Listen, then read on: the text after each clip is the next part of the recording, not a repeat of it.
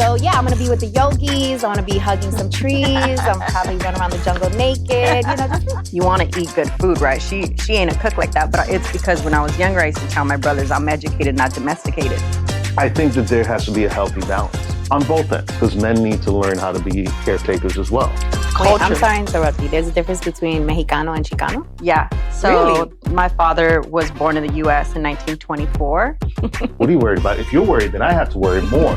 I think about how the burrito was made, right? It was because of the fact that like women started working and you had to put everything and give folks food. I've always been that guy. I get up and it's like, I want to cook. I want to, clean up after myself. That you get taught as a Latina. And then there's just an instinct in your heart that comes from motherhood. Tell them that I was mistaken for limiting your ability to be on the court and be free. Like I should have never taken that from you. What's up, y'all? Welcome to Banking on Cultura, where we talk about all things Latino culture, entrepreneurship, and all the bonchinche in between. Now, today, I'm super pumped about today's topic because y'all know we like to get spicy on this show. We like to keep it super raw and authentic. And today, we're going to be talking about, are Latinas raised to be caregivers to men instead of leaders? And I have two amazing guests that are joining me today, Carmen Perez and Miguel Trinidad. And these two are the perfect combo to have this conversation. So Carmen, Miguel, welcome to the show. Thank you for having us. Thank you for being here. I am super pumped. So, we like to start Banking on Cultura with what's the bonchinche? We want to know what's going on in your lives. And we always allow our guests to go first. So Carmen, Miguel, which one wants to go first to tell us what's the bonchinche? And the bonchinche can be personal, can be professional, can be something positive. It could be related to mental health. Is your bonchinche? So tell us. Well, let's go personal and positive. Oh, okay. I'm going to be a dad for the second time. Ooh. Yeah. Okay. So, yeah, I have a little girl and there's another one on the way. We don't know what it's going to be, but we're excited about it. I love that. Wow. I was talking to Miguel earlier and I was like, ooh, the suspense. Like, I don't know if I can handle. I know you got kiddos. Could you wait Oh my God. No. to find out the sex of the baby? I mean, no. I don't know if I could either. But you know what? Like as a person who carried like a child, I always thought I knew what I was having. So I was like, oh, this one, I'm having different cravings. Like my body looks different with my second child. And I was like, this is a girl. And he happened to be an amazing little boy. Like, and so I was all wrong. So he was all wrong. I was all Okay. wrong and a little like, I'm outnumbered in my house because it's my husband and two boys and a boy dog. And luckily I just got a girl dog. So it's all Okay. good. We got some female flavor in there. So Carmen, what's the bonchinche? Oh my God. What's the bonchinche? I've been going through a lot I'm going to go, I don't know if it's positive or negative, but one of the things is as somebody who organized the Women's March, I was very visible for quite some time. And being a woman of color in the space, just as quick as they elevate you, they chop you down, right? And so I was going through some rough times specifically because of the death threats that I was receiving at a very, very high level. And as a Latina, as a Chicana, Mexican-American woman, counseling isn't something that you're ever encouraged to do. I mean, I had a sister killed and buried on my birthday.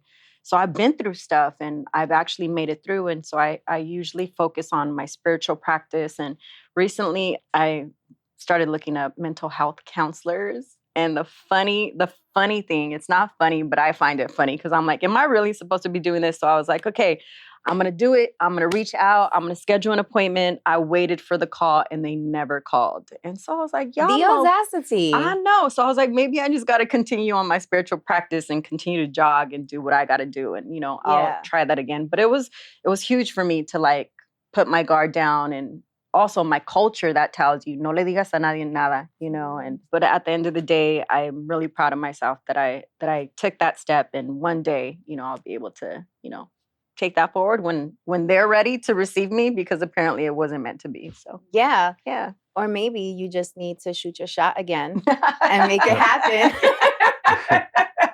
Yeah, maybe. Just shoot your shot again and let's go. Let's make it happen. No, I love that share. So my bonchinche, let's see. I have so much bonchinche. This is what makes my life colorful. I guess, I'm turning 40 this year.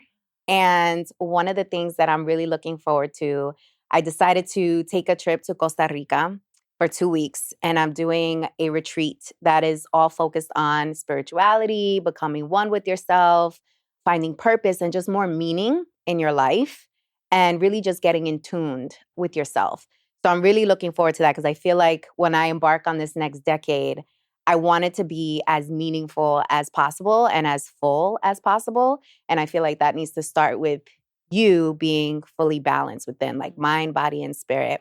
So yeah, I'm gonna be with the yogis. I want to be hugging some trees. I'm probably run around the jungle naked. Just be free. You're gonna love your 40s. Are you You're going to do some absolutely gonna love it. ayahuasca? What's the... So you know what? I looked into that and I was going to do it, but I came across this retreat that I was like really going in on. And it was almost like $10,000 to do this, okay? But I was in. I was like, let's go.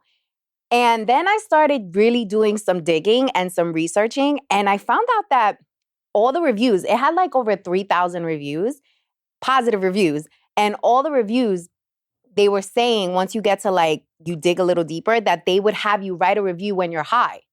So that obviously you're going to be like, oh my God, this is the most amazing experience. Like you have to come. It's so breathtaking. Like they're not taking testimonials about like when you come down and like what happens afterwards. And so there was a little bit of controversy and I was like, you know what? Like I feel really good about my life and I feel really good about how my brain works. So I was kind of nervous. I was like, I don't know if I want to do this. And then I come back different because there were some horror stories too. Oh, yeah. And I was like, you know what? This is not it. I need something that has a component of that vibe. So one of the retreats I'm doing has, it's called cacao medicine. Oh, yeah. Which is not like ayahuasca, but the same kind of theme where it's going to have you kind of connect internally and have you, get all the vibes. Mm-hmm. So I'm excited about that. Mm-hmm. So that's my Bonchiche. I'm really looking forward to that. Yeah, and hopefully I come back like a brand new, restored, fully replenished, full Victoria Jen, ready to, take on the world. Yeah, you deserve that. Yeah. Thank you. Thank you so much. Okay, so let's get into today's conversation. So when I was thinking about what we were going to discuss, I was like, you know what?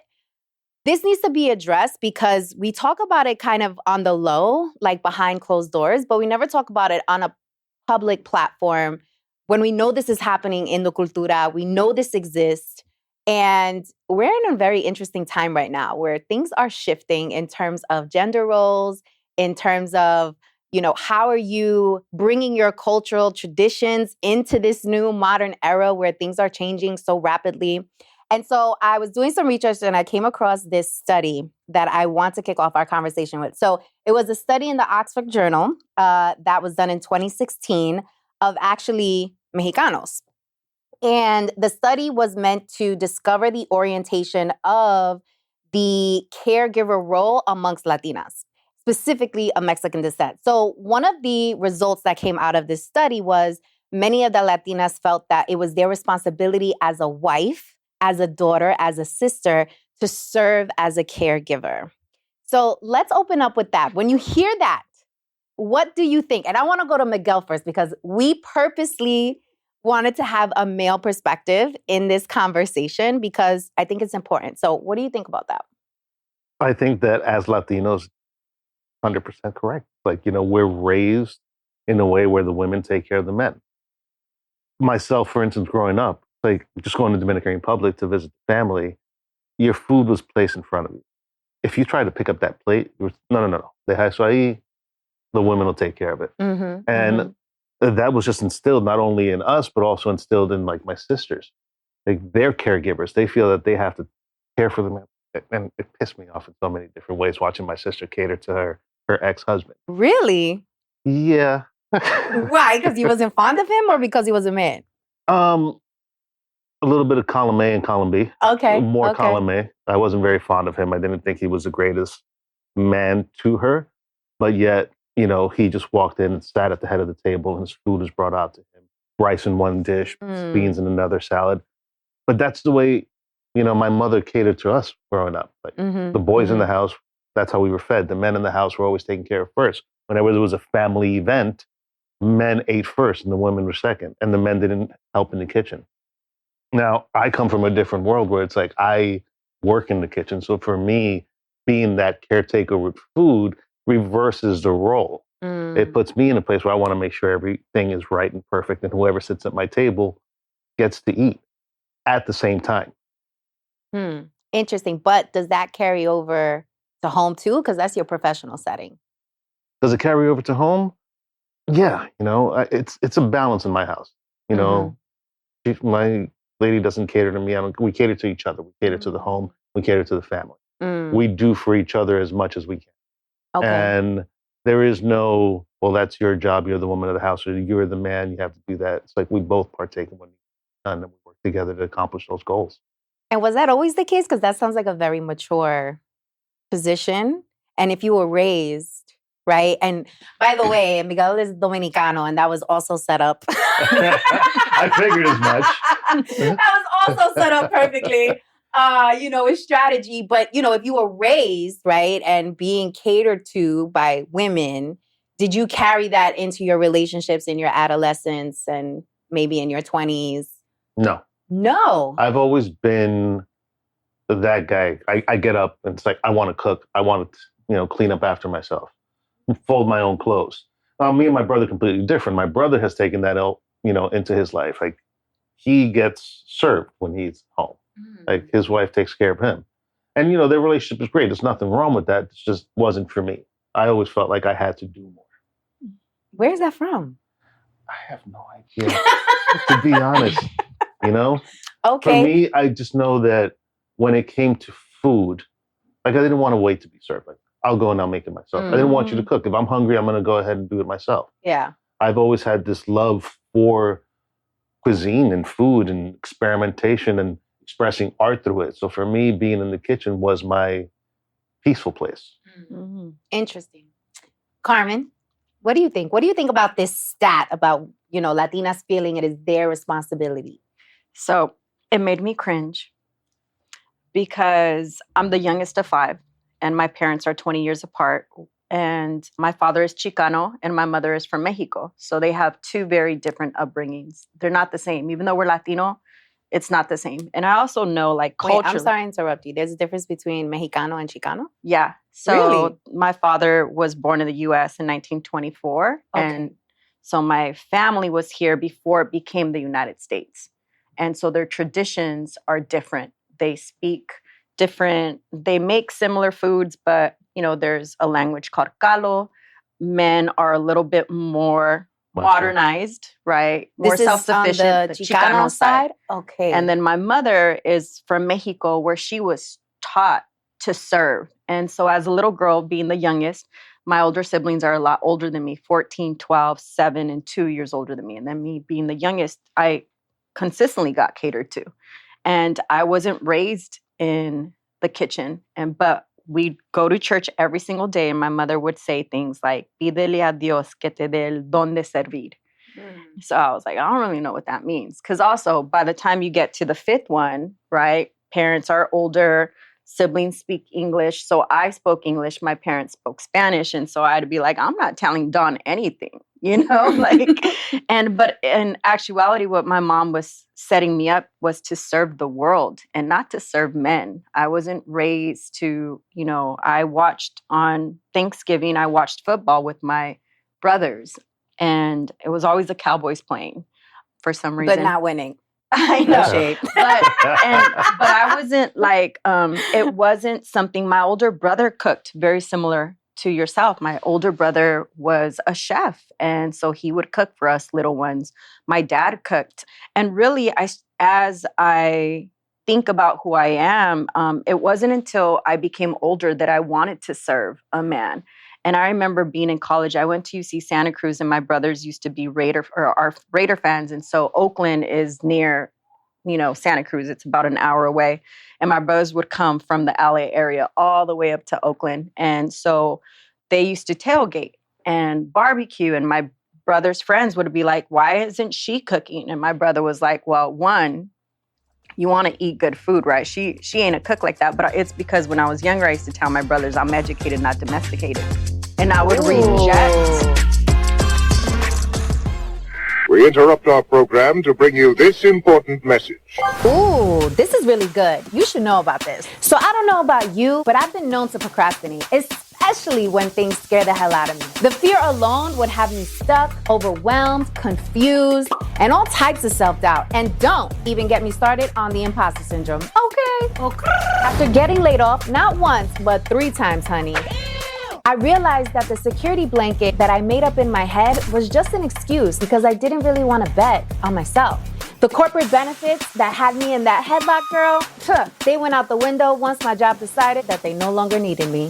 Turns out that I'll save a whole nickel if I cut your salary completely. The truth is, the only security blanket guarantee is the one that you create for yourself. In other words, until you start a business, you will always be at the mercy of a company's headcount, and you will never have complete control over your time, which means you'll be renting out your thought leadership and helping build someone else's dream instead of your own. If you've been waiting for a sign, this is it. Don't you think it's time you stop playing small and tap all the way into your power, sis? Check out www.victoriajen.com/training to learn my 3-step process, the exact 3 steps that I took to make the transition from corporate to entrepreneurship. And this is helpful even if you don't know what type of business to start and have only one source of income. And this is absolutely free. It is my gift to you. I want you to win. It's winning season. In fact, what's that? It smells like winning season. Okay, so tap in and I'll see you inside the training. Let's go. And I would reject this idea that I had to serve. However, my older sister served my brother-in-law, and she was a stay-home wife. And I feel like that job was so much harder than maybe my job as a student or whatever job I took. But my mother traveled the world praying for people. So I saw my father take care of us. My father cooked, he cleaned. And so as I got older and I started examining gender roles, I didn't grow up with many gender roles. You know, we were outside mowing the lawn, washing the cars. And so I was really raised as a tomboy. But now that I have my own children, I want to serve them and I want to serve my husband. And there's times when he cooks and there's times when I cook. And there are moments when nobody cooks and we just order. And for us, it's about a balance, a partnership that we have one another. And I saw that partnership with my mother and my father. There was a partnership, although she was raised to serve and she always served my dad and she gave him the best plate, you know, so we're always like, oh, that, you know, what's he got on his plate? Yeah. But I also know that as I got older and I started identifying as a Chicana feminist, and that for me, Chicana feminism is really inclusive of having men in my life. So it's not the absence of men, but I learned that a lot of these traditions that we have now take on were really brought to us from colonization, right? There were no real gender roles. There was clan mothers, there were chiefs, there were, you know, in our indigenous culture, we were a village, we were a community. There was no this hierarchy. So I talk a lot about that in some of the writings that I'm doing right now around the gender roles, around how oftentimes some of the way in which we view women has really been brought on based on religion and colonization. So I agree 100%. So do you think that Latinas are raised to be caregivers to men versus leaders? Oh, absolutely. I do. It wasn't my experience. Mhm. And I think that's the reason why I am the type of leader that I am, right? Because there was no hindrance on my ability to do what I wanted to do or who I wanted to become. But I do know my older sister didn't have the same expectation than I did, right? My older sister was not allowed to play sports. She was probably trained to serve, right? And for me, I was like, by the time it got to the 5th one, they're like, oh, what's she doing? Está en la calle. You know, I was out doing all these other things. But I do believe Latinas are cultivated to serve specifically their man and not fulfill their own dreams. So let's take a deeper dive into this because I think it's bigger than just catering to a man and how it plays in different areas of our lives. Because I know when you get a bunch of Latinas together, it's so interesting because it does depend on how they were raised. But I find that they are competing for the attention of men. And they are competing to like be chosen. And they are competing to kind of show up as this caregiver supreme. Like I'm the queen caregiver. Like, choose me. And what do you think that does to Latinas and the cultura in general if we continue to kind of carry on those traditions? Because I think it's interesting what you said. Like, when I was younger, so I was raised by my dad. And every summer I would go to Puerto Rico. And that is where I would be with my tias and their husbands and my cousins. And all of my tias would cater to their men. Like, it was always them getting served first, not working. My tios were the breadwinner, and they would be at work all day, and we'd be at like the water park, the kids with my tias. But it felt so loving. It felt so natural, and it felt like it was something that I should do. And so the balance between how do you show up as a caregiver that comes natural and still be a leader? Like, how do you cater to both of those roles? So Miguel, how do you think, given your experience and how you grew up and the woman in your life, how do you think we need to create this balance where it's okay to be both, or it's important for you to create balance so that you're able to be both a caregiver, if that's what you wish, and also a leader? Well, in my experience, my mother was a leader. Not only was she a caregiver, but she was a leader. She ran the house. Right? My father was a breadwinner, but my mother did work her way and open up 2 businesses. She opened up grocery stores. She was a force to be reckoned with. I mean, not only in the house being a caregiver, but also being the leader of the house and giving us that education to, strive for better. Like, work, make your own money. It's like, be your own boss. So I think that there has to be a healthy balance on both ends, because men need to learn how to be caretakers as well. It just can't be you come home and kick your feet up and everything is done for you, which still happens, a lot. But, we are in a modern world, and women in this day and age aren't doing that shit. They're like, we ain't having it. They're not having it, And, my lady is Italian, and going to visit her side of the family, I see the same thing. Like, the women cater to these men. However, they're all independent, strong, powerful women who also lead in whatever field that they're in. I think it's a strategy, to be honest with you, that women cater to men, because you are raised, right? When men are their happiest, one of the things is through food. We talked about this, is like food brings people together. What's that phrase? Panza llena, corazón contento, right? Full stomach, happy heart. And I think it's an organizing strategy in order to get what you want from your partner. Like, I think about that. My mother, she worked. My father, he worked. But my mother came home and she cooked a meal and she served my father. And then she was able to do whatever she wanted to do because she kept him happy. And I'm like, that is a strategy. That's like, and the so vibe right when there. I want to do something or have time with my friends or just whatever, I organize my husband too. I'm like, yo, what do you want to eat? I got So you bribe him. Right? You bribe It's him. bribing. I don't know. Like, and I think what men are trying to teach women is, if you want your life to be a little easier, and if you want to actually get some things to your advantage, you have to kind of give in a little bit and keep your husband happy. My mom, look, it's really fascinating because it wasn't until I had children. I started having children at the age of 40, and me and my mom, I thought we were really close. And it wasn't until 40 that I realized when I had children, my mother was giving me game all along when it came to men, the things that I had to do for them. And I was just like, nah, that's not me. But then I was like, actually it is, because I'm like serving my children.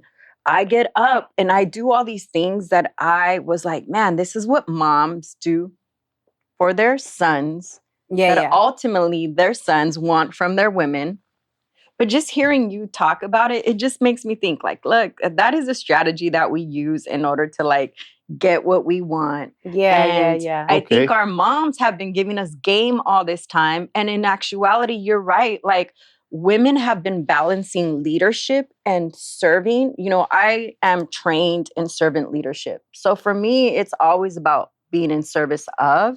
So whether it's in my home or whether it's in the community, but what's fascinating about it is that like I want to do those things for my husband. I want for him to eat good food. And sometimes I also have to make sure he's eating the green stuff, you know, because at this moment, health is really important as we're getting older. But I remember there was a point in time when I would reject these things because I thought they were expected of me. And now I just kind of I think about the game my mom gave me, watching my sister and how happy her and my brother-in-law are, just the partnership that they have, and also the conversations I have with my husband about him helping out when I need help. Like, you know, for the most part, I work in Manhattan and he's able to take the kids to school, which, you know, they go to school in Jersey. Yeah. But he's able to pick up things. And I just feel like at the end of the day, it allows me to show up with my full self, being able to serve and also become a leader. And you're right. My mom was a leader. She was traveling the world praying for people.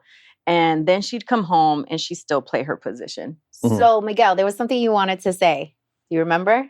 I do. Right? Let's go. 'Cause, you Let's know, get into it. I remember in my youth, you know, previous relationships, there was an expectation of men. It's like, you need to treat me like a queen, right? I am a queen and I should be treated as such. Right. And you're absolutely right. Mhm. What does that mean? It's like, I have to provide for you, I have to take care of you, I have to defend you and protect you, but you have to treat me like a king. It's like, it goes both ways. You know, you want to be treated with respect and loyalty. You need to give that back. And that can be an exchange of serving or whatnot. It goes back and forth. But I remember repeating this to one of my tias, and she goes, don't get it twisted, right? We treat the men like kings and we serve them, but there's a purpose for it because we need them to go ahead and do things that we can't do or won't do, right? Or don't want to do. Or don't want to do. Don't take out the trash, you know? Because I get that all the time. You know, that's my job. That's my gender role. I take out the trash. Yeah. But there was a mentality, you know, it made me think of going back to Dominican Republic. And you hear that song by Bad Bunny, Titi Me Preguntó. That shit is real, right? You would go back and they'd cater you, but they'd also ask you, how many girlfriends you have? Like, no, I have one.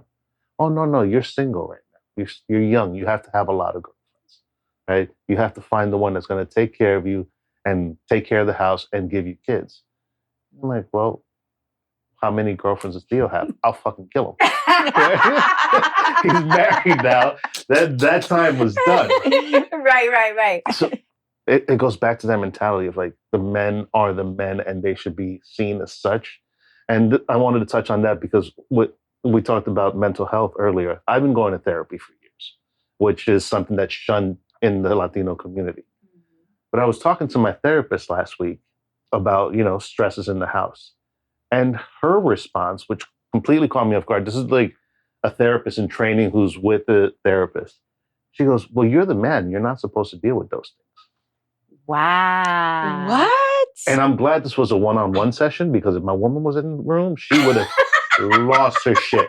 Yeah. She goes, no, you need to put her in a place and tell her that she can't do that. I was like, oh, that's not the way this works. You know, we're not, and I said it's like, we're not in the, you know, in the ice age. It's like, we're in modern times. Like, things are different. Yeah. She's a strong, independent woman. She can handle her shit without me. Right? And I'm there to support her and she's there to support me. That's how it works. It's like, oh, I didn't see it that way. Oh, so you was being her therapist. Interesting. That's so, you know, what's really fascinating about that is the fact that, like, when I think about my mom and my dad's relationship, they were dependent on one another. There was this dependency. My mother did expect for my father to work and provide. Even though she also worked, there was just more of a reliance on my father than her. And then she handled other things. And I think about that because culturally we're different, my mom and I, right? Like, she grew up in Mexico. She was one of the younger ones out of, I think, 13 children. Wow. So I'm assuming my grandmother didn't work because she kept having babies. And my grandfather Well, that's a job on its own. Not to right. interrupt. Yes, it is. I mean, 13, that's like That's- two yeah. jobs. Maybe that's three. 'cause I Right, have exactly. two, that's a lot. But, you know, I think about my grandfather, and he was a horse breeder, and my grandmother had 13 children. And my mother was one of my mom's sisters had a child out of wedlock that really brought a Black scar onto the family, right? Okay. And so my mom being the younger one, my grandmother was like, ¿Pa qué la vas a mandar a la escuela? Aquí déjala. And so my mother was actually the one that would cook and clean and do all these things, right? Mhm. And so then when she came to the US, she continued to do that for my dad's family members. And what's really fascinating, and I think about it, is, you know, my mother talked a lot about how she suffered in America. And I was like, well, you know, if I was you, I would have left, right? Not that my dad harmed her, but she just wasn't welcomed by society. And I would have gone back home to Mexico. But I noticed that for her, there was this dependency. She loved my father, but she was also like, those were things you couldn't do. And I think now you said something that really resonated with me, is like women are working now, right? I think after World War II, women, I think about how the burrito was made, right? It was because of the fact that like women started working and you had to put everything and give folks food. But you know, women started working and they were no longer. That's how the burrito was made? Yeah, the burrito was made because there was working family members. We interrupt our program to bring you this important message. Ooh, this is really good. You should know about this. So I don't know about you, but I've been known to procrastinate, especially when things scare the hell out of me. The fear alone would have me stuck, overwhelmed, confused, and all types of self-doubt. And don't even get me started on the imposter syndrome. Okay. After getting laid off, not once, but 3 times, honey, I realized that the security blanket that I made up in my head was just an excuse because I didn't really want to bet on myself. The corporate benefits that had me in that headlock, girl, they went out the window once my job decided that they no longer needed me. Turns out that I'll save a whole nickel if I cut your salary completely. The truth is, the only security blanket guarantee is the one that you create for yourself. In other words, until you start a business, you will always be at the mercy of a company's headcount, and you will never have complete control over your time, which means you'll be renting out your thought leadership and helping build someone else's dream instead of your own. If you've been waiting for a sign, this is it. Don't you think it's time you stop playing small and tap all the way into your power, sis? Check out www.victoriajen.com/training to learn my 3-step process, the exact 3 steps that I took to make the transition from corporate to entrepreneurship. And this is helpful even if you don't know what type of business to start and have only one source of income. And this is absolutely free. It is my gift to you. I want you to win. It's winning season. In fact, what's that? It smells like winning season. Okay, so tap in and I'll see you inside the training. Let's go.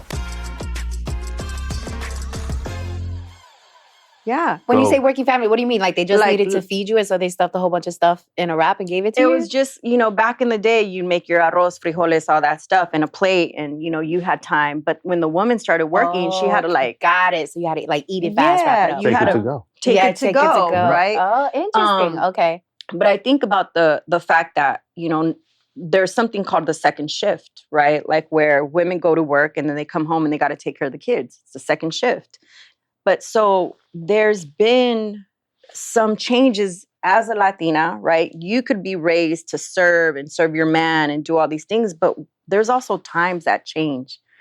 And we're in a working environment. Some of us have careers, right? We are told go and live your dreams, and your career becomes most important sometimes. And not to say that your family is secondary, but some women aren't even having children and they're not having relationships because they've had to provide for their families, right? Their parents, their abuelitos. They've Right. now become accustomed to doing things on their own. So when they're in a relationship with somebody, they want a partnership, right? They're not willing to accept some of these things of, this is what I expect from you, unless it's a mutual understanding. But, you know, I think about that often because of the trajectory of my life. And it's not the same as my friends. You know, I'm lucky that I got to go to college and my friends didn't get that access, you know, growing up. And they have a very different life than I do. But I know for me, I waited for years to have children. And it was when I was ready. I wasn't ready when I was like 20 or Right. 30. Yeah. Right. But your clock as a Latina, they tell you at 20, you need to Yeah. start popping out these bababies. Yeah, I They mean, start my coming out tias were right talking away. to me like when I was a teenager, and they were like, "Oh, so what do you Is think that your about man?" family?" And I'm just like, I'm just trying to like eat my sandwich. And But I there's think these- that's Latinos in general, because Yeah. it's like your mothers push you to have kids at an early age. It's like, oh, you're 20 now. It's like, when are you going to settle down and get married? I'm like, I'm 20. Like, it's still. I Right. didn't have my first child till 47. Mm. Oh Right? wow. Yeah, I'm 50. Okay. My Oh. dad had me at 42. And so My dad had me at 53. Look at that. Oh, look at Yes. that. And he was the best father. Yeah. So much patience. But yeah. But I see men around me that are now taking on the second shift, Yeah. and the third shift and fourth and everything. But that's a whole other story. Mhm. Yeah. But Go ahead, finish. it's balancing out. Watching, Liz's uncles and stuff, like they don't, like her grandfather won't change a diaper. It's like, that's woman's, right? Unless he gets stuck with her, Yeah, he has yeah. to do it. But all of my boys, like they have kids, and it's like they take them to school, they cook for them, they Mm-hmm. take on that second shift. We give breaks to the women in our lives who Mm-hmm. do work and sometimes need a moment for themselves. So like, that way we can go out also, kind Yeah. of like you serving your husband so we can do something. It's like we do the same thing. Yeah. There's a If you're smart. shift. Absolutely. Yeah. If you're smart. Yeah. So what do we think about, because I think it really relies on when you were born, where you were raised, who raised you, right? That has the biggest influence. But if you're here in the States and you have the access, I do see there's like this tension that's happening within the community right now where Latinos are like, hold on a second. I was raised with this machismo and I was raised with this privilege. Like I was raised with women catering to me. And so that's my expectation of my wife. And to your point earlier, Carmen, like I'm similar in the sense that at first I would kind of resent that because I'm like, hold on a second. Like, why can't we do that for each other? Like, why does it always need to be on me? Right.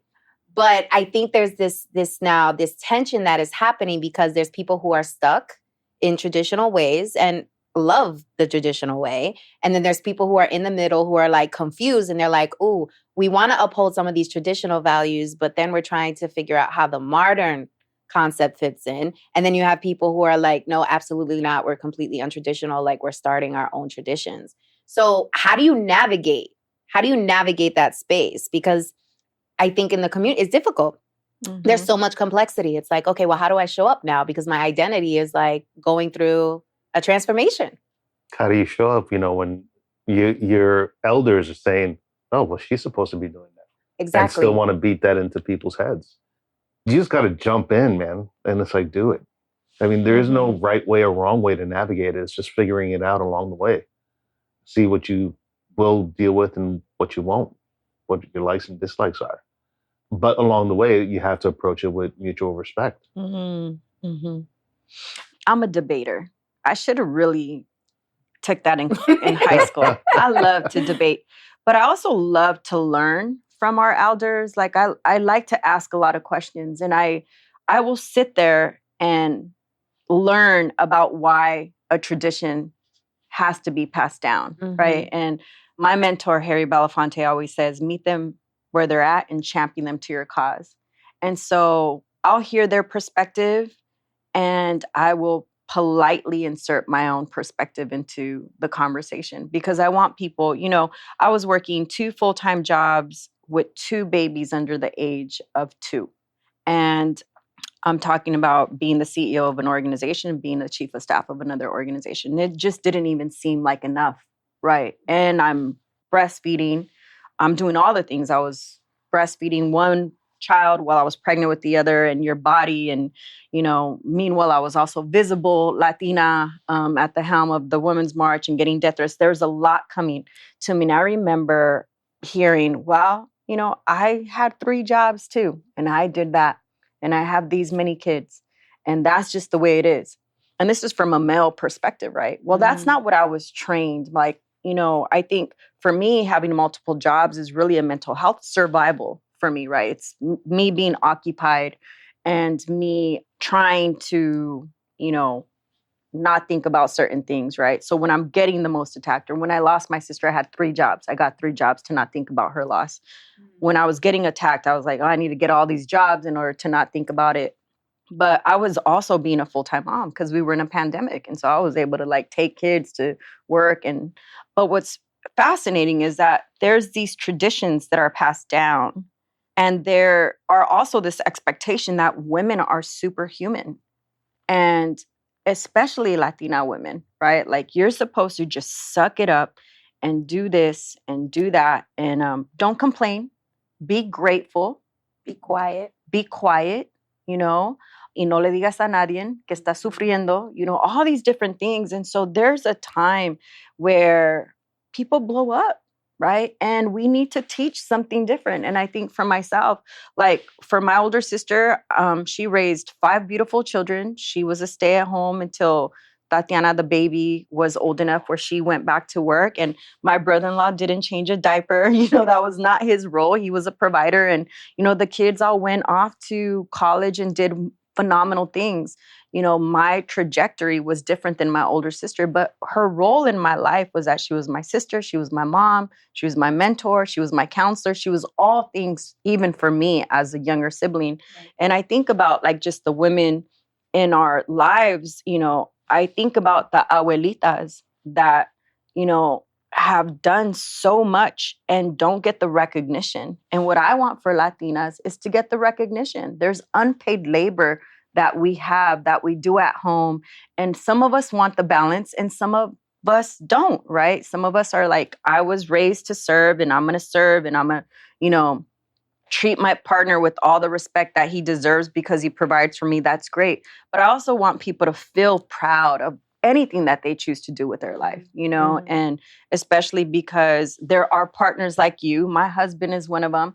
That is like, this is a partnership. Like, when people are like, oh, your wife needs to do this. He's like, we got different gender roles. Like we partners in this, we gonna collab. We'll make dinner together. And there's times where he's so tired that I'm like down to make whatever, but I feel like whatever works for you, that is grounded with love and respect, let it work for you, right? I know that it doesn't work for me sometimes. And then there's times that it does, where I'm like, okay, cool. I'll pretend I'm the secretary, and I'll go and as a Latina too, as a woman, people assume that you're in consistent servant roles. They don't see you as CEOs. They don't see you as entrepreneurs or business owners. So I'm always like, oh, are you the secretary? Are you the person I should give my number to? And I'll be like, sure, you could, depending on the mood, I'll play with it, but I truly believe that women, particularly Latinas, have been balancing the role of leadership. In my home, my mom ran the house.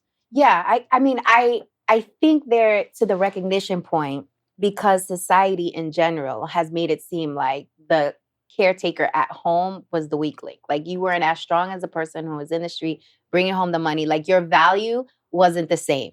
Like it was unbalanced value. When the roles have shifted and now men are finding themselves in that role, they're like, oh, wow, like women are superpowers. You know what I mean? Well, let me touch on that because, as men, we're raised to, like you were saying, it's like women are superpowers and stay home, be quiet, don't complain, do everything. But as men, we're expected to be strong all the time and never be vulnerable. Yeah. Right. And when we are vulnerable, a lot of women don't know how to accept it. Yeah. I've seen that too, where women are like, yo, you're not supposed to be weak, like be strong. Right. What do you mean you're worrying about something? Yeah. Right. Yes. Mm-hmm. I mean, this is something that me and my lady are dealing with now. There's a lot of concerns that I have about the future and things. And she's just so used to me being the decision maker, the strong one, the one who's always positive, that now that role is reversing, she's like, doesn't know how to handle it. What are you worried about? If you're worried, then I have to worry more.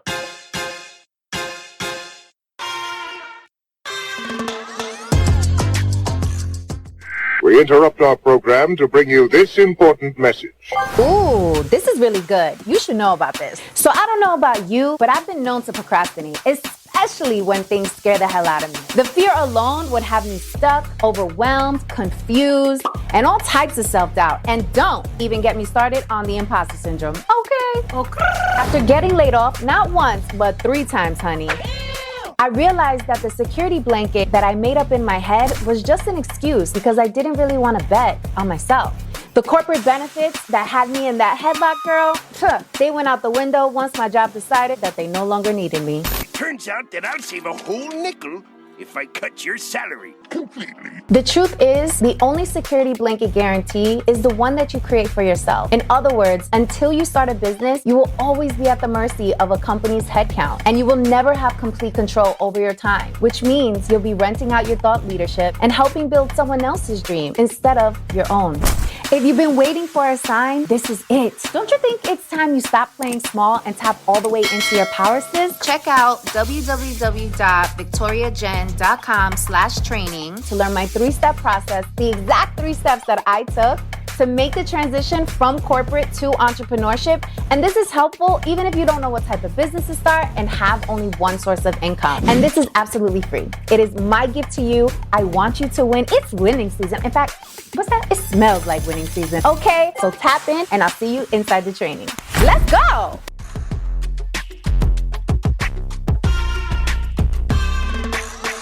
Again, it's like we're trying to find that balance because roles are changing as, time progresses, changes. But man, it just hit me like I was always told, los hombres no lloran. You have to be strong. You have to protect. You have to fight for the family. Sometimes you just don't want to. Yeah. Sometimes you do want to cry. Sometimes you just want to let it out. Sometimes you need to vent. Totally. Sometimes you need to be vulnerable. Yeah. And I think that's what I love about the time that we're in is that we're finally giving men that space because we never gave men that space. And I think that is a shift that is taking a lot of time for people to adjust to, men and women, right? Because men don't even know how to handle themselves with what? You want me to be vulnerable? Wait, it's okay to do this? Hold on. If we do that, then our elders look at us like, exactly, like pendejo. Pendejo, right? And so I think for all of us, we have a responsibility to identify what traditional values make up who we are and what traditional values we want to challenge to make us a better version of ourselves. Because there are obviously things from the past that make our character and feed our cultura that we love, like food. We love to serve. We love to host. We love to welcome. We want to give you besitos. Like we're very welcoming cultura, which I think are beautiful parts of the cultura. But then you have these other areas where, like, for example, men are like, the tias will tell you should have multiple women, right? Like, what do you mean you got one girlfriend, right? And we'll celebrate that for men. Yeah. But then when they enter into this new space, it's like, wait, hold on. Like, this is not right. Like, I shouldn't be having this and many you know women. what? I sometimes wonder, what if we raise girls to also have the option of having multiple partners and to be independent and to be all these different things? I had gotten both versions of the like dependent, independent. But what I love now is that in my mid-40s with 2 little ones, a 4 and a 2-year-old, for the first time in my life, I wanted to actually stop working to raise them. Like, all I knew was work. I've been working since I was 11, so I'm like, I'm going to work all my life. I'm going to do this. I'm going to do that. And recently I've been having conversations with my husband and I kind of like throw hints. So it's not like, but I'll be like, oh, I really want to stay home with them. And I think it's scary for me because I don't know anything else. I wouldn't really know what to do with myself, as they're in school Not or whatever. only that, but that was your defense mechanism. It was work. So it's Yeah, like, what am I so going to do now- if some shit happens I know. and I'm home? I'm home. But I was listening. I went to a little party at my kid's school last Friday. It was super cute with the DJ and pizza. And the teachers were all talking to me and they're like, I stayed with my babies up until they were 6 years old. Every one of them told me that. And I was like, damn, I really need to reevaluate this stuff. And mind you, this is something I rejected, right? I rejected these gender norms or social norms that people had on me. And I used to be like, I'm not going to do that. And now, I kind of like don't say anything and I try not to judge because I was like, oh Lord, like now it's all coming back. Everything I said I was going to do, I do now that I have kids. But, it's part of, there's a cultural piece that you get taught as a Latina. And then there's just the instinct in your heart that comes from motherhood that I think I'm trying to balance, right? Is like, there was a rejection to men and their assumptions of who I was, right? And then now there's just more of an acceptance because that's all they've known and have been trained to understand about women. So there's kind of like more of a empathy is what I'm learning, right? Is I see my husband is very understanding, but there are some expectations he has of me that I'm still trying to accommodate myself, Yeah. And it's because his same thing. He was raised in church and he was raised a certain way, very similar to the Latino experience, right? Like mom serves dad, all those things. And I'm just kind of like, oh, we got some of the same things. But for me, I think when I'm expected to do things is what I have a really hard time. But when there's like a mutual understanding or there's craving in my heart or in my body that wants to do it, then I'm more willing to do it. Yeah. And I don't know if like other Latinas experience that, or is it just because of the age, being the youngest, right? It's not the same as the oldest or a only child, right? Because there's different expectations. But I always think about why am I so different, Well, I think, again, it was your environment. It really backs down to like, what was your environment? You also were raised here, New York, West Coast. Like you've had a lot of different influences. Feminist Chicana, like nobody says that. And like influences some type of way. You also are on, this representation of service. You're a community builder. You're an organizer. Like you care about justice. Like all of these things, I think were influenced as a child to you. But what I find really interesting is that ultimately all of us now has to decide who we want to be, why we want to be that, and how are we going to ensure that we are being the change we want to see, right? So if we are not hinged to those traditional values anymore, how are you going to show up?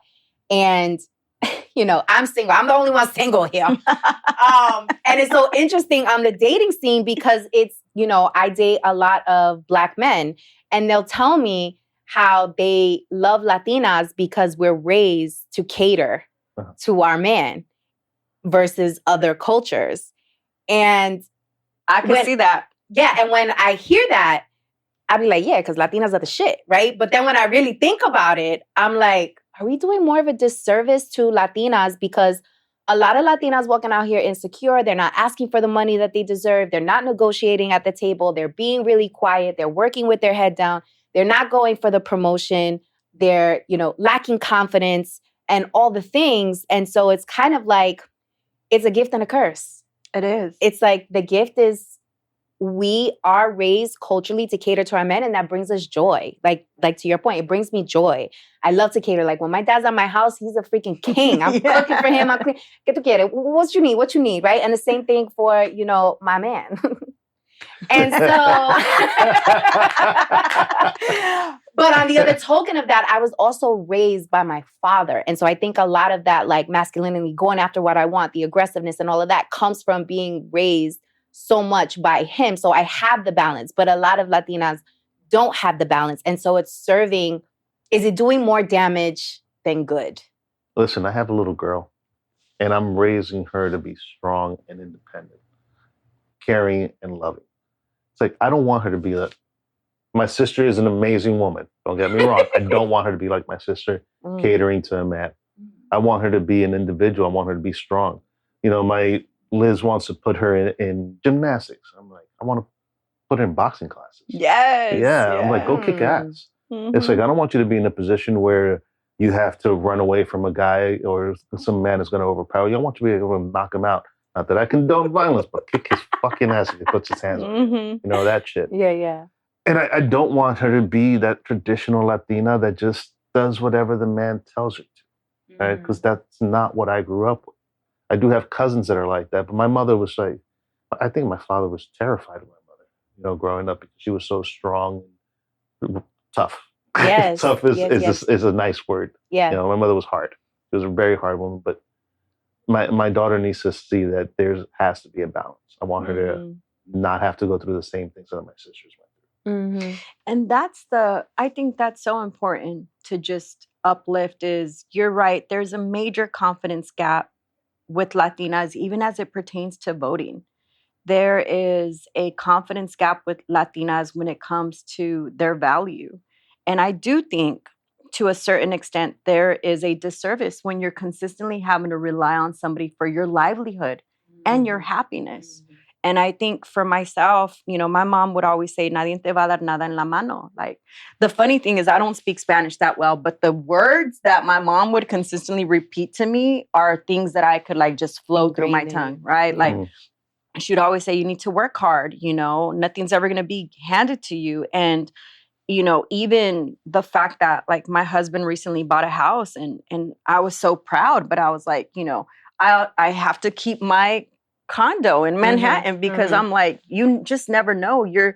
There's so much suffering, right? When you're consistently having to cater to somebody else's needs and you're not able to really build yourself up to have the confidence to express your own needs. And I think that's what was very challenging for me, what I witnessed in the church, right? Going to church every day, you would see this with families. And I also coached varsity high school girls. There were predominantly Latinas in Watsonville, California. And I remember going to do home visits because the girls were not showing up for basketball practice. Because they had to take care of the family? Because they had to take care and they had to clean. And I remember going to speak to a family and I said, and the mom was speaking to me and the husband was just there and he was like, yo no sé por qué me está hablando. He wanted the guy coach to speak to him. And I said, no te está hablando, no le está hablando porque no habla español.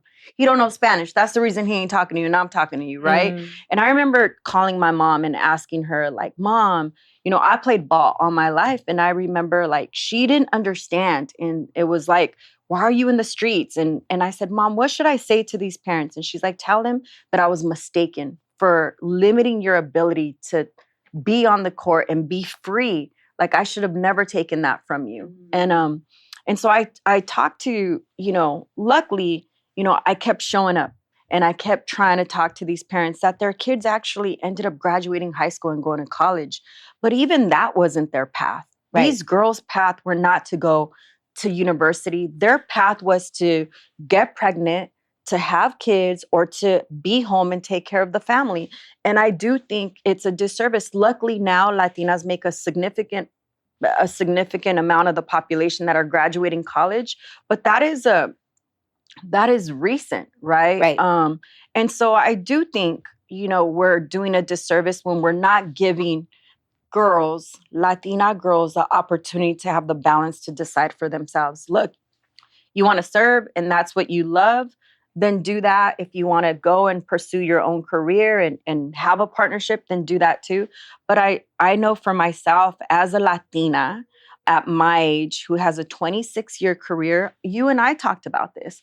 I sometimes don't know my value. I sometimes don't know when to ask. And it's not because, I just wasn't taught. That wasn't what was being taught at home. My brothers were a lot like you. They're like, let's put her in basketball. Let's put her in boxing. Like, let's rough her up. We're going to teach her how to defend herself and we're going to teach her how to make her own money. And I am grateful for that. But there was also what I needed from the women in my home to show me that I was enough, and it wasn't just to be dependent on a partner, which oftentimes mothers are telling you, si no te pega, quédate. If they're not hitting you, you should stay. I mean, he's cheating, who cares, right? And so I think that's a whole nother shit. Yeah. And so like, again, the way in which we raise girls compared to the way in which we raise boys is not balanced, right, not. sometimes. And so I love this conversation because this is a part of me that I don't ever really get to share. And I learned so much from you, but I think it's so important to like continuously talk about this in our homes, you know? Absolutely, absolutely. So Miguel, any final thoughts? I mean, I feel like I've seen this movie, like this shift. There's a movie on, I think it's Amazon, or a series called The Power. Oh my God, yes, it is so good. I'm obsessed with it right now. And it's kind of mirroring what we're talking about right now. It's a shift In the gender roles. in gender roles Yes. and women becoming powerful and becoming the alphas. Yes. And I'm like, yeah, that's going to be my little girl. That's going to be my little girl. Yeah. I think, like you said, it's important to have these conversations. It's important to determine what values we want to instill in us and in our children and the next generation. And to champion for those things and make sure that everybody has access to people like us that are willing to push the envelope and talk about it. Totally. Carmen, final thoughts? I just want my Latina sisters to just feel empowered, to feel worthy, to know that there's those of us that are advocating for them and that, it's may not show up in our lifetime, but as long as we continue to work on it and we work with our partners on developing strong, independent Latinas, then, there's going to be a future for us and we're going to be powerful. We're going to be strong. We're going to feel self-worth. And, again, for me, I wish I had this conversation many years ago. And I hope that people really get to ask themselves what they want. And, it's something that you said. And so thank you for giving us this opportunity. No, thank you both. And, I'll put in the show notes how people can get in contact with you both because they are incredible. And it's been an honor having you on the show. I'm super pumped. And, my final word, similar to yours, Carmen, like Latinas, you are powerful, you are strong, you are worthy, you are deserving. But in that same breath, Latinos, so are you. Like we need you just as much as you need us. So as long as we are collaborating toward a beneficial effort, I think we'll be able to move the cultura forward and the complexities and the values that tend to pit us against each other will soon cease, and there will be more opportunity for us to create more magic and vibrancy in the cultura and really push forward what makes us so amazing. So thanks for tuning in, and I'll see you in the next show. Hola, mi gente. Thanks for listening to today's episode. Don't forget to make sure and leave a review. This is super important because this is how we're measured on the different audio platforms. So if you want to hear more of Banking on Cultura, if you were vibing, if you had takeaways, if you just enjoyed this episode, please make sure to leave a review. I appreciate you so much. Until next time.